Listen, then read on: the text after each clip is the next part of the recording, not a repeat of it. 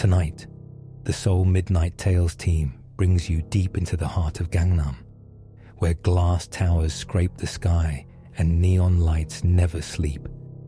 This is a story about ambition, about dreams, and about the price some pay when the past refuses to stay buried. It began like so many stories in Seoul, with hope, determination, and a single room that seemed too good to be true. Seo-jun had come to Seoul with nothing but a backpack and a dream. Fresh from Busan, he was determined to make it in the capital, to find work at one of the big tech companies that dominated the skyline. Like thousands of other young Koreans, he needed cheap accommodation while he prepared for job interviews and saved every one. The Goshiwon he found online seemed perfect.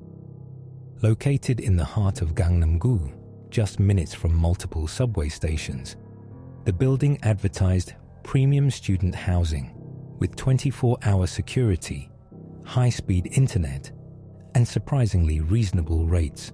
The photos showed clean, compact rooms, exactly what a struggling job seeker needed. When Seo-jun arrived at the address, he was impressed. The building was sleek and modern, 15 floors of glass and steel that reflected the surrounding skyscrapers. A digital sign in the lobby displayed the temperature, date, and a scrolling message in Korean and English. "Welcome to New Seoul Residence, your gateway to success." The ajumma at the front desk was efficient and friendly. Mrs. Park, she introduced herself, had been managing the building for over a decade. As she processed his paperwork, she made small talk about his hometown and his job search, offering recommendations for nearby restaurants and study cafes. Everything felt welcoming, normal. "Room 8114, she said, handing him a key card. "8th floor. The elevators are just around the corner." Seo-jun's room was on the corner of the building, smaller than he'd expected, but clean and well organized. A single bed, a tiny desk, a narrow wardrobe, and a small window overlooking the street below. The fluorescent light hummed softly overhead. It wasn't luxurious, but it was his, a foothold in Seoul. That first evening, he explored the neighborhood, marveling at the density of restaurants, cafes, and shops. He bought kimbap from a convenience store and ate it while walking, feeling the energy of the city around him. Seoul never truly slept, and neither would he until he found his place here. Back in his room, Seo-jun settled in for the night. The building was surprisingly quiet for being in such a busy area. Through the thin walls, he could occasionally hear muffled sounds, footsteps in the hallway, doors opening and closing, the distant hum of air conditioning, normal Goshiwon sounds. Around 2 a.m., he was jolted awake by a sound he couldn't quite identify. It was rhythmic, like typing, but too fast and too precise to be human. In perfect intervals, coming from somewhere nearby. Seo-jun lay still, listening. The sound continued for exactly 3 minutes, then stopped abruptly. He checked his phone. No messages, no notifications. The hallway outside was silent. Probably just a late-night studier, he thought. In Seoul's competitive environment, it wasn't unusual for people to work or study until dawn. The next morning, Seo-jun began his job search in earnest. He spent the day at a nearby coffee shop, updating his resume and applying to positions online. The Wi-Fi was fast, the coffee was good, and he felt optimistic about his prospects. When he returned to the Goshiwon that evening, he noticed something odd. In the elevator going up to the 8th floor, he saw another young man around his age. The stranger was impeccably dressed in a black suit, white shirt, perfectly knotted tie, the uniform of Korean corporate life. His hair was styled in the exact same way Seo-jun, had been planning to cut his own hair for interviews. What struck Seo-jun most was the man's expression. His eyes were fixed straight ahead, unblinking, with an intensity that seemed almost desperate. When Seo-jun tried to make eye contact or offer a polite nod, the man didn't respond. He simply stared forward until the elevator reached the 8th floor. Both men got off. Seo-jun turned left toward his room, and when he glanced back, the suited man was walking in the opposite direction, his steps perfectly measured and silent despite the hard-soled shoes he wore. That night, the typing sounds returned. At exactly 2 a.m., lasting exactly 3 minutes, Seo-jun got up and pressed his ear to the wall, trying to locate the source. It seemed to come from the room next door. 8:15. The following day brought Seo-jun's first real job interview. He'd landed a meeting with a startup in Gangnam, just a few subway stops away. He woke up early, put on his best shirt and slacks, and tried to calm his nerves. As he waited for the elevator, it arrived with someone already inside, the same young man in the black suit. This time, Seo-jun got a better look at him. His suit was expensive, perfectly pressed, but there was something unsettling about his appearance. His skin looked pale, almost grey, and there were dark circles under his eyes as if he hadn't slept in weeks. "Good morning," Seo-jun said politely in Korean. The man's head turned slowly toward him. For a moment, their eyes met, and Seo-jun felt a chill run through him. The man's eyes were completely empty, not sad or tired, but vacant, as if no one was home behind them. "Fighting," the man said quietly, using the Korean expression of encouragement. But his voice was flat, emotionless, like a recording. The elevator reached the ground floor. Seo-jun stepped out quickly, unnerved. When he turned back, the man was gone. Not in the elevator, not in the lobby, nowhere to be seen. The job interview went well. Seo-jun felt confident about his answers and connected with the interviewer. Walking back to the Goshiwon, he felt hopeful. Maybe Seoul was going to work out after all. That evening, he decided to treat himself to proper Korean barbecue at a restaurant near the building. As he ate, he struck up a conversation with the ajumma who ran the place. She'd been in the neighborhood for over 20 years and knew everyone. "You're staying at the new Seoul residence?" she asked when he mentioned his address. "That's the new name, isn't it? Used to be called something else." "Have you heard anything strange about it?" Seo-jun asked, thinking of the typing sounds and the odd encounter in the elevator. The ajumma's expression shifted slightly. She glanced around the restaurant, then leaned closer. "There have been incidents," she said quietly.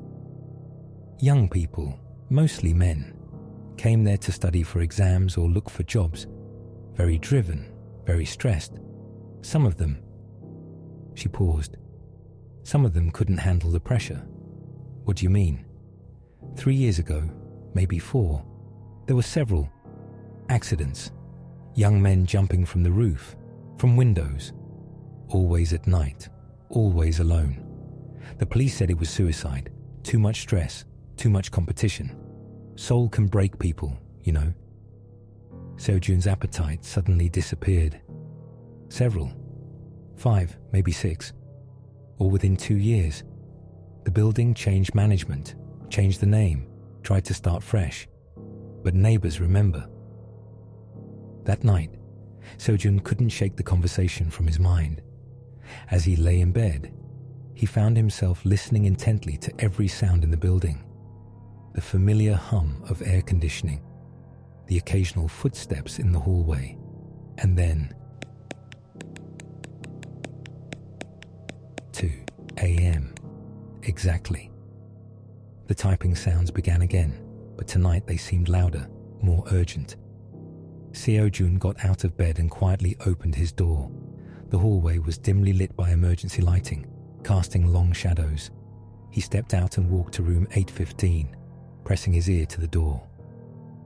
The typing was definitely coming from inside, but along with it, he could hear something else. A voice muttering in Korean. The words were too muffled to understand, but the tone was desperate, pleading. Seo-jun knocked softly. The typing stopped immediately. The voice fell silent. "Hello," he whispered.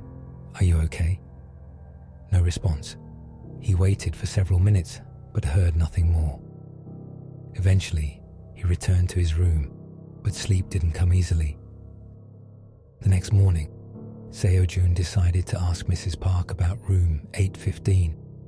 He found her at the front desk, as always, efficiently handling paperwork. "Mrs. Park, I was wondering about the room next to mine, 815. I've been hearing some late-night activity." Her hands paused over the keyboard. For just a moment, her welcoming smile faltered.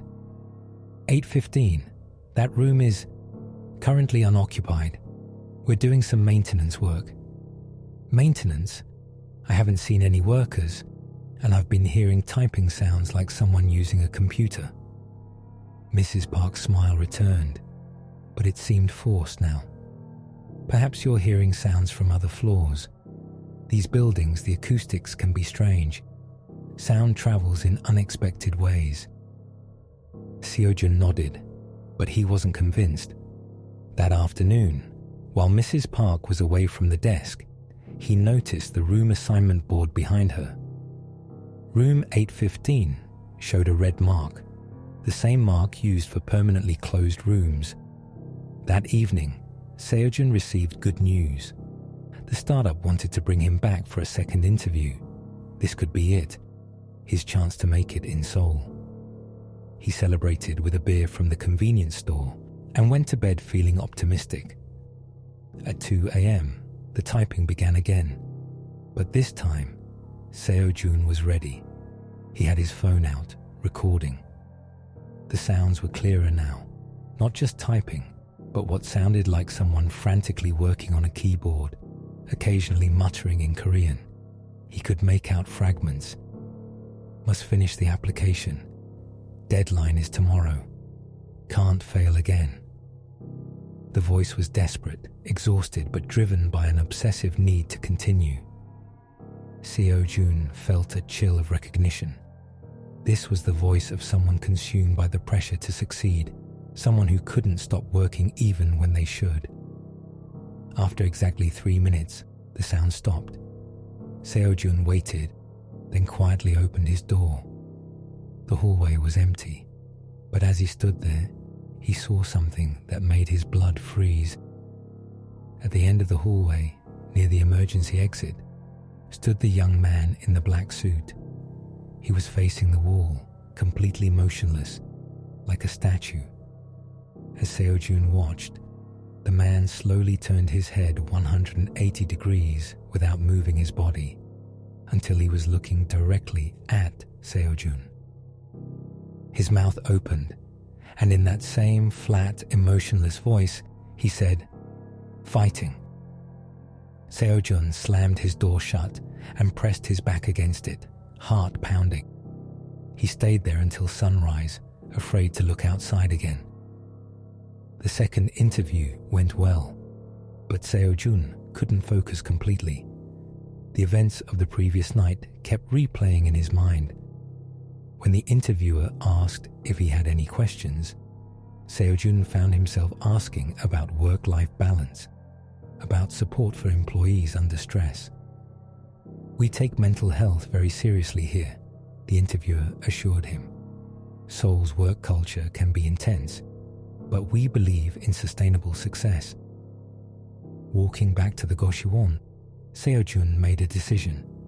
He needed to know the truth about room 8115 and about the young man in the black suit. At a nearby PC Bang, he researched the building's history. What he found made his stomach drop.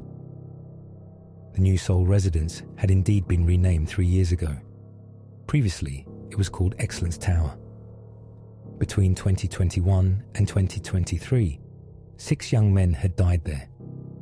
All suicides, all occurring between 2 and 3 a.m., all residents of floors 8 through 12. The victims were all job seekers, university students, or young professionals preparing for major exams. The police reports mentioned the extreme pressure they were under, the long hours spent studying or job hunting, the social isolation. One name stood out: Park Young-ho, aged 24, from room 815. He had been preparing for civil service exams for over 2 years, spending 16 to 18 hours a day studying. Neighbors reported hearing typing sounds from his room at all hours. He was found on the morning of his exam day, having jumped from his window during the night. The report noted that his computer was still on when they found him, with an unfinished job application on the screen. Seo-jun felt sick. He was looking at the face of the young man in the black suit, Park Young-ho's graduation photo from the news article. That night, Seo-jun couldn't bring himself to sleep. As 2 a.m. approached, he sat at his desk, waiting. When the typing sounds began, he was ready. This time, instead of just listening, he spoke to the wall. "Young-ho," he said quietly. "Is that you?" The typing stopped immediately. "I know about what happened. I know about the pressure you were under." Then a voice, clearer now and filled with anguish. "I can't stop. I have to finish. The deadline." "What deadline, Young-ho? You don't have to work anymore." "The application. I have to submit it tonight. If I don't..." The voice broke. "If I don't get this job, I'll have nothing. My family sacrificed everything for me to come to Seoul. I can't fail them." Seo-jun felt tears in his eyes. He recognized the desperation, the crushing weight of expectations that every young Korean faced. "Jung-ho, listen to me. You've done enough. You worked so hard, harder than anyone should have to. It's okay to rest now." "No, I can't rest. I have to succeed. I have to make them proud." The typing resumed, more frantic than ever. Through the wall, Seo-jun could hear crying mixed with the desperate clacking of keys. For the next hour, Seo-jun talked to Jung-ho through the wall. He shared his own fears about making it in Seoul, his own pressure from family expectations, his own struggle with the impossible standards of Korean society. Gradually, the typing slowed, then stopped. "Are you tired, Jung-ho?" Seo-jun asked gently. A long pause. Then, in a voice like a lost child, "Yes, I'm so tired. I've been working for so long, and I can't remember the last time I felt happy. It's okay to be tired. It's okay to rest. But what about my family? What about their dreams for me?" "Your family loved you, Jung-ho. They wanted you to be happy, not just successful. Sometimes the bravest thing we can do is admit when we need help, when the pressure is too much." The room next door fell completely silent. Seo-jun waited, barely breathing. Finally, Jung-ho's voice came one last time, softer now, more peaceful. "Thank you for listening. I think I can stop now." The next morning, Seo-jun woke up to silence. No typing sounds, no desperate muttering. For the first time since he'd arrived, the building felt truly quiet. He got a call that afternoon. He'd gotten the job at the startup. But as he celebrated, he couldn't stop thinking about Jung-ho and the others who had died in this building, victims of a society that demanded perfection at any cost. That evening, Seo-jun made another decision. He was going to move out of the Goshiwon. Not because he was afraid, but because he understood now that his mental health was more important than saving money. He would find a place where he could work hard, but also rest, where success didn't have to come at the cost of his humanity. As he packed his belongings, there was a soft knock at his door. When he opened it, no one was there. but on the floor was a small origami crane made from white paper. Inside the fold was a note in careful Korean handwriting. "Thank you for helping me find peace. Remember to take care of yourself. Jung-ho." Seo-jun carefully folded the crane and put it in his pocket. He finished packing and went downstairs to check out. Mrs. Park processed his early departure without question, though she seemed relieved when he mentioned he'd found a job. "Congratulations," she said. "Seoul can be challenging for young people. I'm glad you found your way." As Seo-jun walked out of the building for the last time, he looked up at the 8th floor. For just a moment, he thought he saw a figure in the window of room 815. Not the desperate, haunted Jung-ho he'd been talking to, but a young man in casual clothes, smiling and waving goodbye. Then the figure faded, and the window was empty. Seo-jun succeeded in Seoul, but he never forgot the lesson Jung-ho taught him. In Korea's hyper-competitive society, where young people are pushed to their breaking points in pursuit of success, sometimes the most revolutionary act is simply being kind to yourself and to others who are struggling in silence. The new Seoul residence still operates today. Mrs. Park retired and moved back to her hometown. The building has been renovated again, and room 815 now houses the building's server room. No residents allowed. But sometimes, late at night, maintenance workers report hearing the faint sound of typing coming from behind the server racks. And on the anniversary of Jung-ho's death, neighbors say they see origami cranes appearing in the hallway. Small white messengers reminding everyone who finds them that success means nothing without compassion, and that no dream is worth losing yourself to achieve. This story is dedicated to all the young people who carry the weight of expectations on their shoulders. Remember, you are more than your achievements, and it's okay to ask for help when the pressure becomes too much. Your worth isn't measured by your success, it's measured by your humanity.